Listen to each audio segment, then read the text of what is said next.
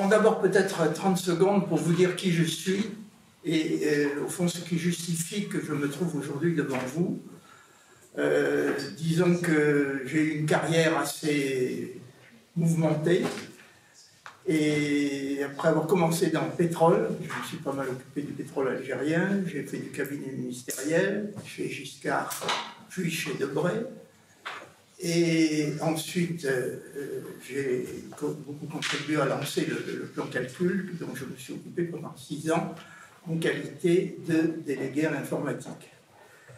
Et après, eh bien, je suis retourné au pétrole comme directeur général adjoint de l'IFP, puis ma carrière a suivi une voie un peu différente, puisque je me suis occupé après de mines et de géologie au BRGM, et j'ai fini dans l'atome et les déchets radioactifs. Bon, voilà le schéma général.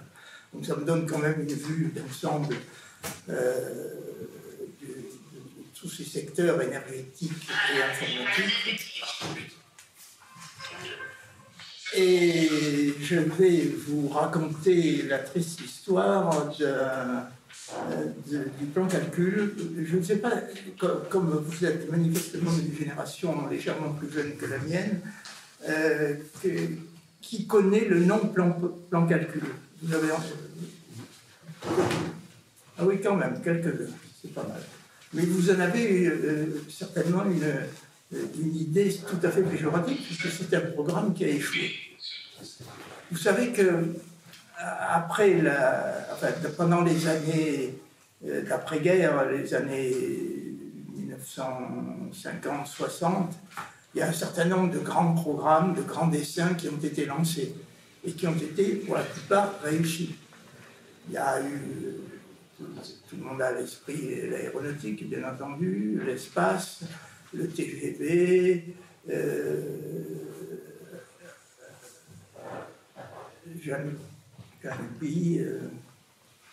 bien important, mais bien entendu, c'est le pétrole dont je faisais partie au début, puisqu'il y a eu une politique pétrolière très suivie de la France pour aboutir finalement à une très belle réussite, puisque ça a débouché finalement sur Total, qui est quand même l'un des grands majors pétroliers du monde, et sur une industrie dite parapétrolière, c'est-à-dire les sociétés de services qui travaillent pour les compagnies pétrolières, parmi lesquelles il y a Technip, qui a connu des fortunes diverses tout récemment. Donc voilà le score. Par contre, le programme plan calcul dont je vais vous parler était un peu différent des autres et il n'a pas abouti. Alors commençons à vous raconter l'histoire. Rassurez-vous, je ne vais pas pleurer pendant 1 heure et vous raconter cette histoire d'à part le menu, ça vous embêterait. Je vais vous dire simplement les grandes lignes et les raisons. Je vais essayer d'en tirer les enseignements, enfin quelques conséquences. Et puis après, moi ce que je voudrais, c'est surtout les appliquer un petit peu au monde actuel et nous apercevoir ensemble et en discuter, nous apercevoir que les problèmes rencontrés sont un peu de même nature. Ils n'ont pas beaucoup évolué finalement en 50 ans, en un demi-siècle. C'est curieux, mais c'est comme ça. Donc l'histoire a commencé en fait en 1964 avec ce qu'on a appelé l'affaire Bull. Je ne sais pas si ce nom vous est familier. L'affaire Bull, c'était qu'il y avait une société française, issue d'ailleurs de brevets suédois, mais enfin peu importe, et qui s'appelait la Compagnie des Machines Bull, et qui avait très bien réussi dans les cartes perforées. Vous savez, autrefois, il n'y avait pas d'ordinateur, enfin jusqu'à 1960, grosso modo, il n'y avait pas d'ordinateur, et on manipulait des paquets de cartes comme ça, de cartes perforées, et on faisait de la comptabilité, enfin des tas de choses avec. Et le roi incontesté mondial des cartes perforées, c'était IBM, mais Bull était très bon deuxième. Et puis l'ère de l'informatique est arrivée, c'est-à-dire qu'IBM s'est mis à fabriquer des ordinateurs, puisque la technologie permettait que les transistors, par exemple, avaient été inventés juste avant. et permettait d'avoir des ordinateurs qui commençaient à être performants. Et à ce moment-là, Bull a donc suivi IBM, et bon, c'est étalé complètement parce qu'ils ont loupé ils ont voulu voir trop grand, ils ont loupé une très très grosse machine, le IBM60, et en plus IBM s'est mis à louer ses matériels, et il y a eu un problème de financement que Bull n'a pas pu résoudre. Bon, enfin, disons, Bull allait très mal, et le gouvernement d'alors a essayé de sauver Bull et de rassembler l'électronique française pour sauver Bull. Et il n'y est pas parvenu. Et finalement, c'est Giscard, puisque c'était Giscard qui était déjà ministre des Finances, qui a accepté une solution qu'on lui avait présentée, qui était celle de General Electric, dans laquelle Bull restait, mais en tant que filiale de General Electric. Bon, c'est la première affaire Bull. Ça veut dire que la très bonne souche de départ pour l'informatique que nous avions en France et qui avait connu des ennuis a été, à ce moment-là, est devenue américaine.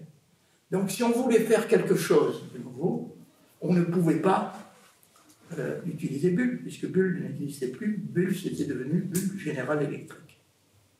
Parce que les gens nous ont dit, mais pourquoi vous n'avez pas utilisé Bull? Ben oui, on a démarré 2 ans après, et 2 ans après, Bull était parti. Bon, donc, devant ce qui était un désastre, mais que personne n'avait vu, parce que l'informatique, le mot venait juste d'être inventé, il y avait quelques gens à l'esprit tordu qui faisaient des calculs bizarres, mais personne ne s'était rendu compte de l'importance que ça allait avoir. Sauf quelques poignées d'individus dont j'ai eu le plaisir et l'honneur de faire partie, qui à ce moment-là se sont dit, on ne peut pas rester comme ça, il faut faire quelque chose. Et ce quelque chose, c'était de s'arranger pour que l'État soutienne le temps qu'il faudrait et pour les sommes qu'il faudrait, les industriels, de manière à leur permettre de fabriquer une gamme de calculateurs qui puissent mesurer IBM. Vous voyez la taille du challenge. On n'avait peur de rien à cette époque-là. Et c'était au fond un premier essai, un premier prototype en grandeur réelle et d'assez grand volume, le premier prototype d'une opération de politique industrielle dans lequel les rôles étaient parfaitement séparés entre l'État d'un côté et les industriels. Et l'idée était que les deux parties s'entendaient pour reconnaître l'importance de l'informatique et pour se mettre ensemble, l'État finançant la recherche le temps qu'il faudrait, enfin on savait que ça durerait beaucoup d'années, et les industriels faisant tous leurs efforts pour arriver à dégager une industrie existante face IBM et une industrie rentable, parce qu'il n'était pas question qu'on l'aide éternellement, bien entendu. Ce n'était pas un arsenal, comme vous voulez. C'était une véritable industrie. Puis à partir d'un moment, elle volerait de ses propres ailes. Voilà quelle était l'idée. Et cette idée a beaucoup plu aux hommes en place à ce moment-là, qui s'appelaient De Gaulle et Pompidou. Et moi, pour avoir été successivement au cabinet de Giscard d'Estaing, puis lorsque j'ai passé 1 an, et lorsque à la fin de l'année à la fin de l'année 65, Giscard a été remercié brutalement par Pompidou, Premier ministre. Debré a été nommé ministre de l'économie et des finances, et je suis resté dans ce cabinet, ce qui n'a pas beaucoup plu à Giscard d'ailleurs, on n'a pas rentré là-dessus. Bon, nous passons sur ces petits détails. Et là, je dois dire que Debré, pour qui j'ai la plus profonde admiration, s'est comporté tout à fait en homme d'État. Ça n'a pas été la seule occasion. Mais enfin, en tant que ministre des Finances et doté d'un poids considérable, puisque c'était un ancien ministre, il a pris le dossier en main et l'a mené tambour battant. Bon. Et en octobre 1966 a été lancée en grande pompe l'opération Plan Calcul, avec la nomination à ce moment-là d'une administration spécifique. On appelle ça administration de mission, vous voyez, une administration faite exactement, spécifiquement pour ça. D'ailleurs, pour une grande partie rattachée directement au Premier ministre et à l'Élysée, et qui s'appelait le délégué à l'informatique et un petit nombre de collaborateurs. C'était la délégation à l'informatique. Et le premier délégué a été Robert Gallet, compagnon de la Libération.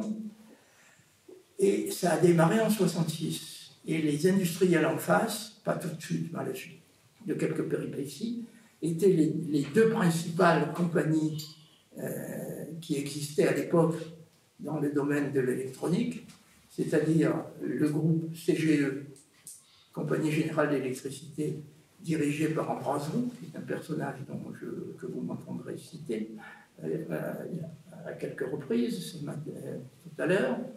Et en face, il y avait le groupe Thomson, qui venait d'avaler la CSF, qui était le principal industriel français de l'électronique de l'époque. Ceci pour vous montrer un petit peu le tableau. Donc on avait vraiment les champions de l'électronique. Et on pensait qu'ils allaient vraiment tirer tous dans le même sens. Et c'est là qu'on a commis une erreur absolument fabuleuse, parce que presque dès le départ, au lieu de favoriser la C2I, la Compagnie internationale pour l'informatique, qui avait été créée à cette occasion en tant que filiale des deux groupes. Je ne sais pas si vous me suivez, c'est un peu compliqué, mais vous voyez les deux groupes, entièrement privés, donc une filiale, la C2I, et puis l'État en face, et le délégué à l'informatique pour piloter l'ensemble. Bon.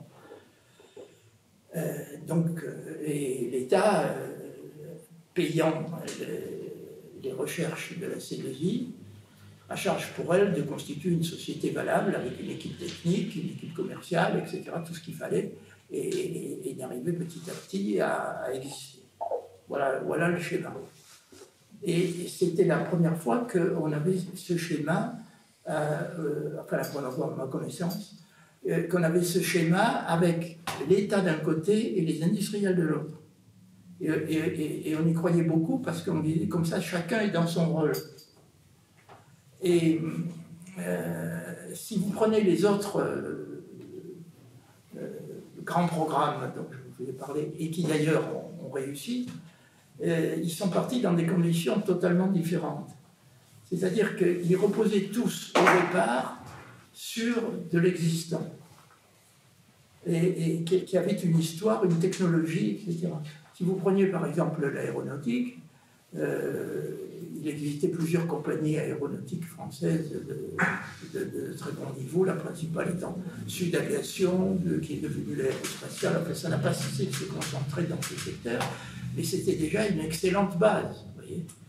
Il y avait un centre technique qui existe toujours, qui était assez remarquable, qui s'appelait l'ONERA, etc. Bon. Si vous regardez l'autre grand programme qui ne me revenait pas tout à l'heure, c'était évidemment l'atome, qui a été décidé sous le gouvernement Messmer. Bon, donc, dans l'atome, vous aviez le CEA, dans le TGV, vous aviez la SNCF, etc., etc. Tandis que là, on partait vraiment de rien, et c'était aux industriels de bâtir ça. Et il fallait y croire, il fallait faire beaucoup d'efforts, etc. Et là où ça n'a pas, dès le départ, on a eu des ennuis, c'est qu'au lieu de tirer tous les deux la C2I et l'aider à avancer, ils ont commencé à se chamailler. Et ils n'ont cessé de se chamailler pendant tout ce temps, pour des bonnes et des mauvaises raisons. Et les mauvaises raisons l'ont emporté. Bon, mais le plan calcul s'est quand même développé. Alors, j'en suis resté au moment où Robert Gallet a été nommé délégué à l'informatique. Il m'a proposé assez rapidement de venir le rejoindre comme délégué adjoint sur un poste créé pour moi. J'ai dit oui, bien sûr, puisque j'avais consacré beaucoup d'efforts à ce projet, et je croyais comme faire. Et là-dessus est arrivé mai 68, je ne vous fais pas de dessin, et Robert Gallet a eu un certain nombre d'actions pendant la période de mai 68, parce qu'il a rassemblé tous les anciens de la 2e DB pour, au cas où il se passerait des choses, être capable de réagir. Bon. Donc évidemment, il a été nommé ministre tout de suite après, et moi je me suis retrouvé dans le fauteuil de délégué,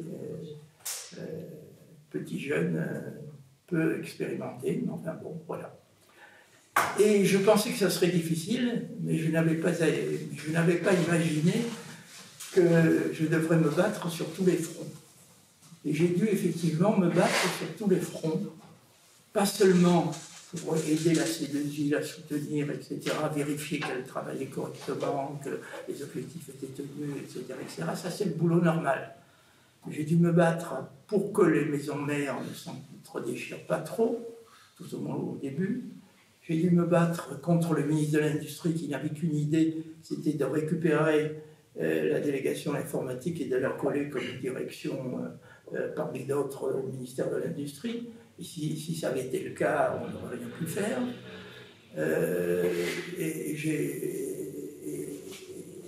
Et contre, finalement, Ambroise Roux, qui, bien qu'actionnaire important, puisqu'il avait à peu près la moitié du capital de la C2I, n'a cessé de la dénigrer, et de la dénigrer publiquement. Alors pourquoi a-t-il pris cette attitude-là?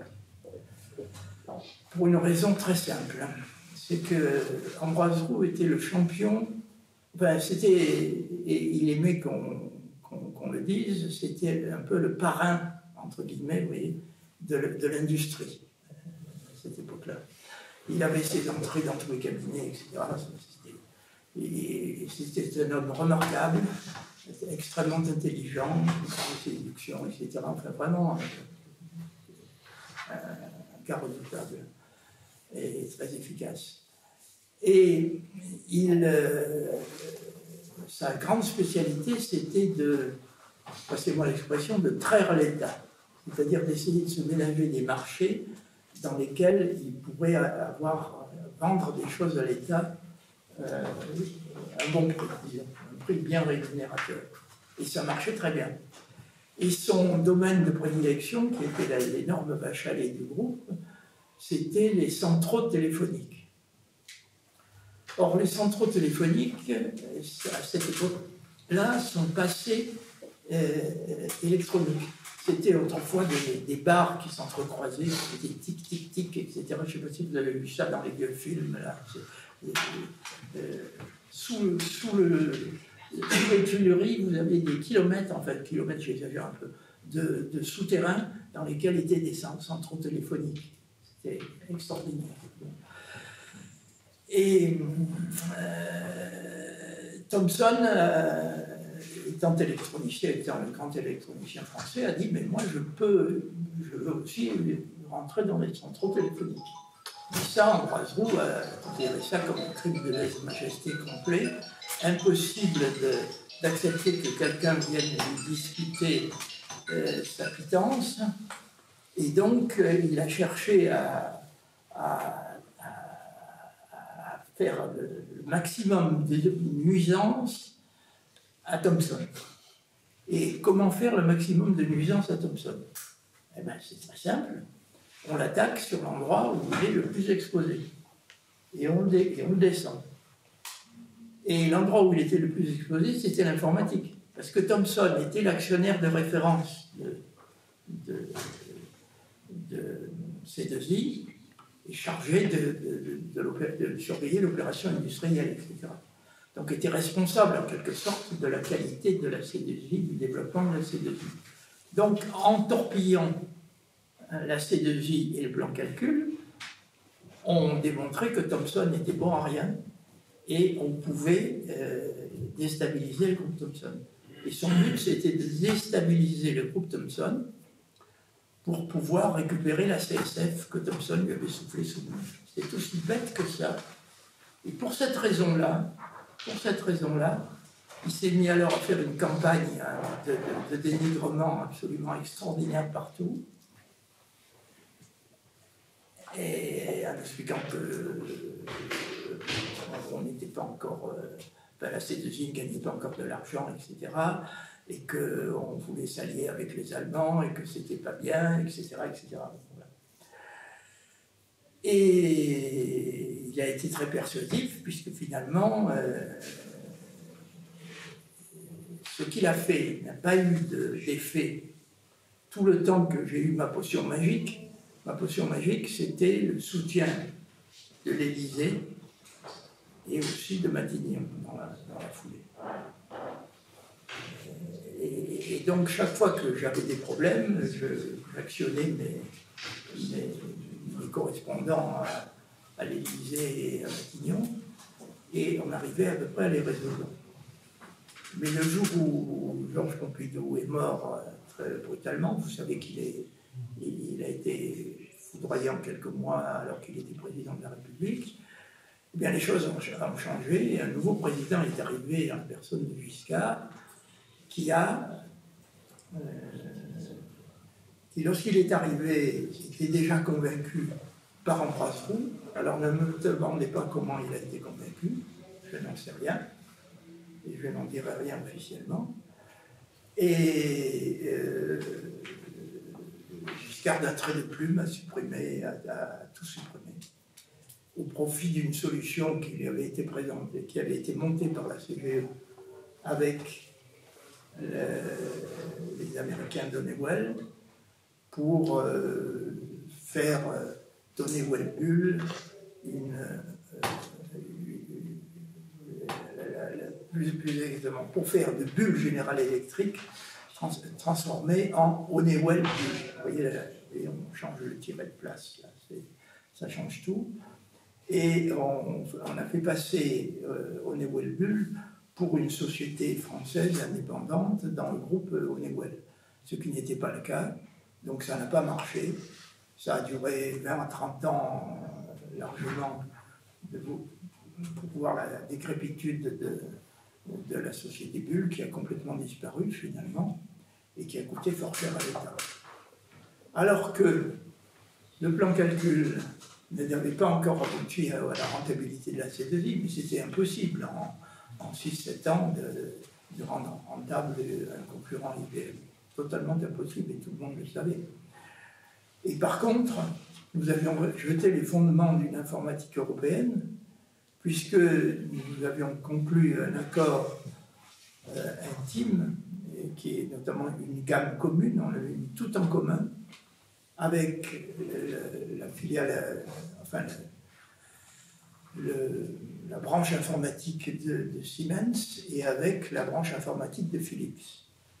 Et on avait le soutien du gouvernement allemand qui était prêt à financer à parité avec le gouvernement français. Donc, ça s'appelait Unidata, ça avait commencé à fonctionner, et au bout d'un an et quelques, ça a été supprimé d'un trait de plume, après avoir mené des négociations secrètes, en secret, par rapport à moi, bien sûr, mais par rapport aux partenaires allemands aussi, ce qui est quand même un peu énorme. Voilà comment les choses se sont passées. Alors, je suis allé tout de suite au résultat pour que vous ayez le panneau, la description complète. Mais je dois vous dire que pendant ces quelques années, on n'avait pas fait que se battre et pas fait que financer la C2I. En tant que délégué à l'informatique, avec mon équipe, je me suis rapidement aperçu qu'il fallait créé ce qu'on appellerait aujourd'hui, mais à l'époque on n'avait pas ce langage du tout, un microcosme ou une ambiance,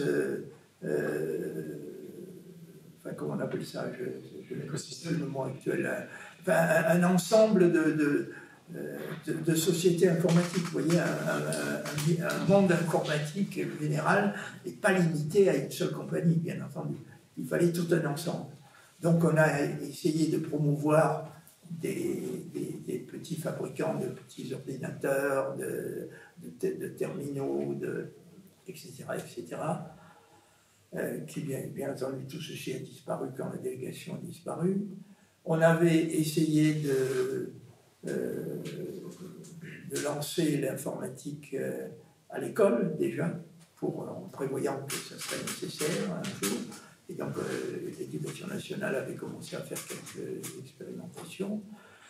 On s'était énormément intéressé à un secteur que j'ai découvert moi, à cette occasion-là et donc, dont nous avons vu rapidement l'importance colossale qu'il allait revêtir. Ce sont les composants électroniques numériques. Et je vais m'arrêter un peu sur ce point parce qu'il est tout à fait fondamental. Les premiers ordinateurs, alors les tout premiers, c'était utiliser des lampes, vous savez, comme pour les vieux postes de radio. Évidemment, cela, je n'en parle pas. Mais les premiers que moi j'ai connus en arrivant, là, en 66, c'était utiliser des transistors, mais des transistors qui étaient individualisés. Donc on assemblait des transistors. Et puis à ce moment-là, vers la fin des années 60, a été inventé ce qu'on a appelé le circuit intégré. C'est-à-dire l'idée de mettre sur une même plaque, c'est le silicium qui s'est révélé être le meilleur moyen de le faire, l'équivalent de plusieurs transistors. Et de fil en aiguille, on a inventé ce qu'on appelle aujourd'hui les fameuses puces électroniques. Alors, pour vous donner une idée des progrès parcourus, à l'époque, donc, on est parti d'une plaque de silicium, un transistor, puis après, on en a mis 3 ou 4, et puis, au début des années 70, on a commencé à en mettre un peu plus. Et aujourd'hui, est-ce que vous savez combien on met de transistors sur un bout de silicium qui est grand comme l'ongle de mon pouce? On en met des milliards. Hein? On en met des milliards, sachant qu'un transistor mesure 9 nanomètres. Le dernier composant annoncé, il y en a d'autres encore mieux en préparation, le dernier composant commercial annoncé, c'est 11 milliards et quelques pour Apple. C'est pas les Chinois qui sont en avance C'est pas les Chinois qui sont en avance sur le nombre de transistors sur une puce? C'est pas les Chinois qui sont en avance sur le nombre de transistors? Non, les Chinois, ils sont pas en avance. Tout à l'heure, je vous reparlerai de l'importance des circuits électroniques. Enfin, on avait vu déjà à ce moment-là à quel point c'était important. On n'avait pas du tout imaginé qu'il y aurait des milliards de transistors, mais on savait que ça progresserait très vite.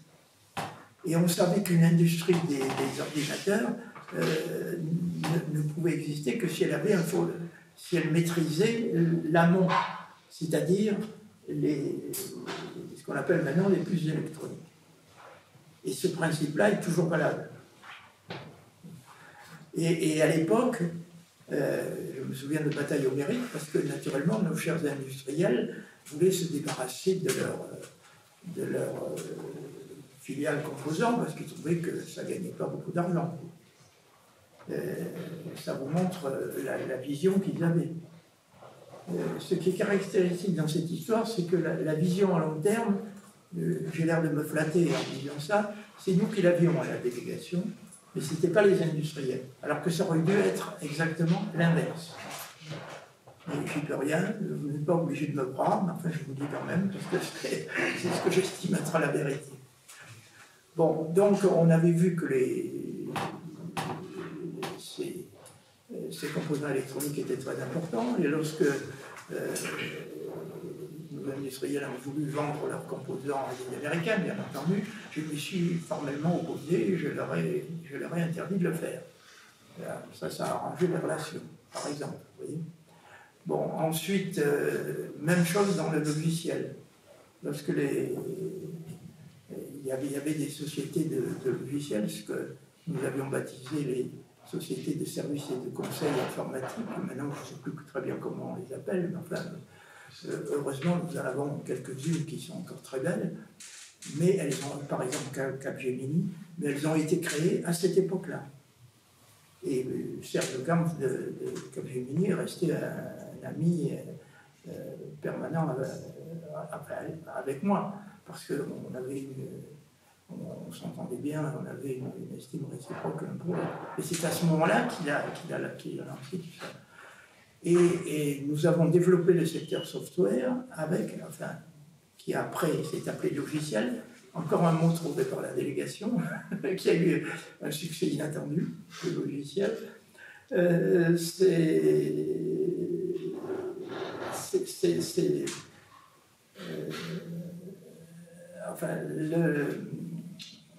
Le principal fabricant, la principale société de logiciels à cette époque, c'était la CEMA, qui était une filiale de la Banque de Paris et des Pays-Bas, qui était la banque ultra puissante, et c'est elle qui avait manigancé l'histoire Bull General Electric. Et ils avaient vendu une partie de la CEMA, prélude à la vente de la totalité, bien sûr, à une boîte américaine. Alors là aussi, je suis parti en bagarre et j'ai torpillé l'opération. Ça a été épique. Bon. Ben, vous voyez, donc, imaginez tous les combats parallèles qu'il a fallu mener. Bon. Voilà, alors je peux vous dévider ça encore pendant un certain temps. Vous trouverez tous les détails dans mon bouquin, si vous voulez bien le regarder. Ça se lit un peu comme un roman dans lequel, aux Galeries Lafayette, il se passe toujours quelque chose. Et là, c'était pareil, il se passait toujours quelque chose. Et on avait toujours une mine qui explosait à un moment, ou une balle qui sifflait. Mais enfin bon, on a survécu 6 ans, comme ça. Je me demande comment on a fait. Bon, donc, on a été champion en France. Vous savez qu'en France, on est champion dans une discipline olympique qui est le tir. Nous avons, je crois, un champion olympique de tir au pistolet. Hein. Et puis, nous avons les champions du biathlon nordique, là, qui dégomment leurs petites cibles et tout en plein effort. Bon, et donc, nous sommes champions dans un domaine très particulier, c'est le tir de balle dans le pied. Et là, au fond, c'est une belle histoire dans laquelle on s'est tiré une magnifique balle dans le pied. Et l'opération a été complètement montée par Ambroise Roux, parce que quand Ambroise Roux venait expliquer, faisait des petites fuites, expliquait à la presse qu'il avait dans sa poche, la grande presse qu'il avait dans sa poche, etc., que la CDJ ça ne marchait pas, qu'il ne fallait pas, etc. Et il était crédible, parce que c'était le grand industriel. Bon. Et même si ce n'était pas vrai, les clients voyaient ça écrit dans la presse. Et vous imaginez, vous êtes, vous, une société, ou une administration, c'est pareil. Vous voulez vous payer un ordinateur, par lequel vont passer toutes vos données. On n'appelait ça pas encore les données, mais enfin, toutes vos données. Si ça ne marche pas, vous allez vous faire secouer les puces par votre patron. Alors, qu'est-ce que vous faites? Vous avez un ordinateur IBM qui vous est proposé, un ordinateur C2I qui vous est proposé. Qu'est-ce que vous faites? Si vous prenez C2I et que ça ne marche pas, on va vous dire, bien sûr, il fallait choisir IBM, quel idiot. Mais si vous prenez IBM et qu'IBM se plante, parce que ça arrivait aussi, qu'est-ce qu'on va dire? On va dire heureusement qu'il a pris IBM, parce que si ça avait été C2I, alors ça aurait été encore bien pire. Non, mais ce genre de raisonnement, ce n'est pas une invention. Hein. C'est comme ça que ça se passait. Et quand vous avez un des deux principaux actionnaires qui vient vous expliquer que C2I, ça ne vaut rien, ben vous ne prenez surtout pas du C2I. Donc, effectivement, ça a été la prévision autoréalisatrice, comme on dit maintenant. Ça a bien marché. Et Giscard a changé. Alors, ce qui est moins compréhensible, beaucoup moins compréhensible, c'est que Giscard, qui était pourtant un Européen, se disait européen, a torpillé complètement, en faisant un pied de nez très sérieux,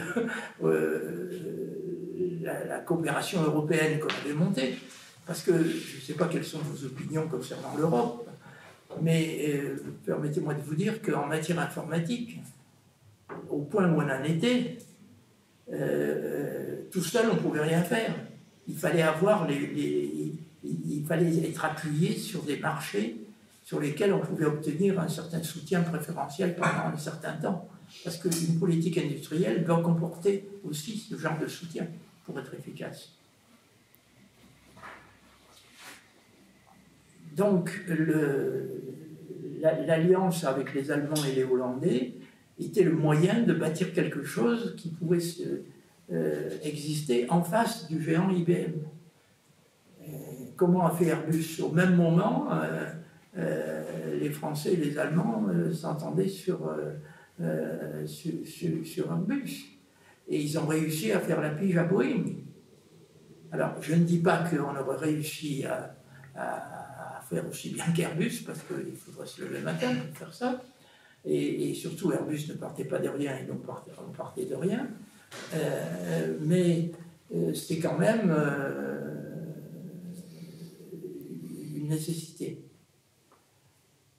Donc tout ça a été balayé et il a fait semblant de croire qu'une opération complètement montée avec les Américains par le directeur de cabinet du ministre de l'Industrie et le bras droit d'Ambroiseau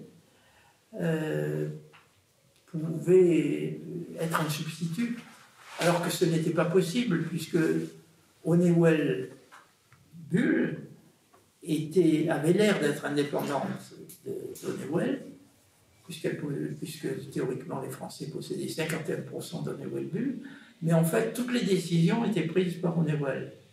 Et ça, c'était soigneusement camouflé. Donc au bout d'un moment, Honeywell Bull n'a plus eu de boulot et a été uniquement la filiale commerciale d'Honeywell. Mais comme elle avait eu des aides très importantes, plus importantes que celles qu'on avait données à la C2I pour le plan de calcul, j'insiste sur ce chiffre, plus importantes, et qui, elles, n'avaient pas duré 6 ans, elles avaient 7 ans, elles ont duré, comme je l'ai dit, une bonne trentaine d'années, eh bien, ça revenait à subventionner un Américain. Donc, Giscard, le grand Européen, a subventionné pendant 30 ans un Américain, pour un résultat nul, finalement. Et comme vous avez vu, il n'y a pas beaucoup de GAFA européens, etc. Voilà le résultat des courses. Alors, si vous voulez des détails, vous regarderez le bouquin. J'en aurais beaucoup à vous raconter, mais je vais m'arrêter là pour cette partie. Et parce que je crois qu'il est intéressant, enfin, si vous avez des questions, posez-les-moi maintenant.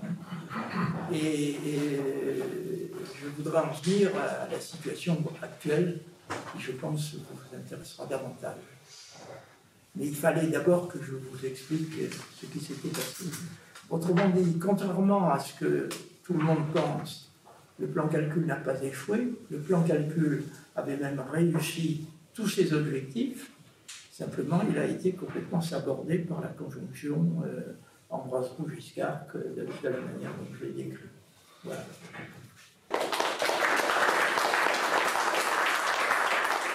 Chers camarades, si tu veux plus de contenu, de réinformation, d'éducation populaire et de formation intellectuelle, n'hésite pas à faire un don sur notre page Tipeee.